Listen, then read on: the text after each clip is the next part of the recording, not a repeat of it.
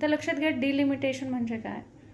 तर प्रत्येक लोकसंख्येच्या जनगणनेनंतर लोकसभा तसेच राज्य विधानसभा मतदारसंघाच्या जागा किंवा सीमा जेव्हा पुनर्निश्चित केल्या जातात, आता हे पुनर्निश्चित करण्याचं काम कोण करतं? तर संसद करतं.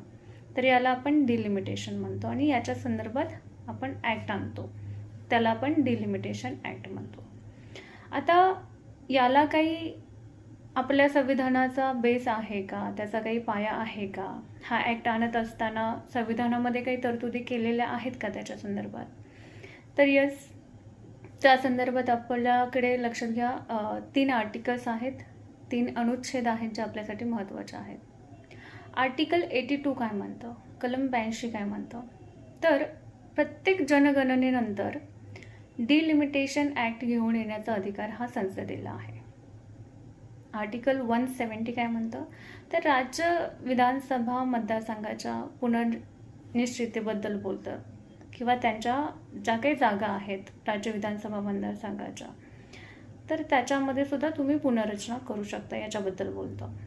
आणि कलम 327 हे काय म्हणतं? तर निवडणुकांबद्दलचे जे काही कायदे किंवा अधिकार आहेत तर हे संसदेला आहेत. तर संसदेच्या अधिकाराबद्दल बोलतं. म्हणजे संसदेचा कोणता अधिकार? तर निवडणुकांबाबतचे जे काही कायदे करण्याचा आहे त्याच्याबद्दल बोलतं. आता हा जो ॲक्ट आहे डिलिमिटेशन ॲक्ट, तर याच्यामध्ये एक लक्षात घ्या कमिशन आहे, त्याला आपण डिलिमिटेशन कमिशन म्हणतो. आता या कमिशनचे जे काही मुख्य अध्यक्ष असतात ते असतात आपल्या सर्वोच्च न्यायालयाचे निवृत्त सरन्यायाधीश.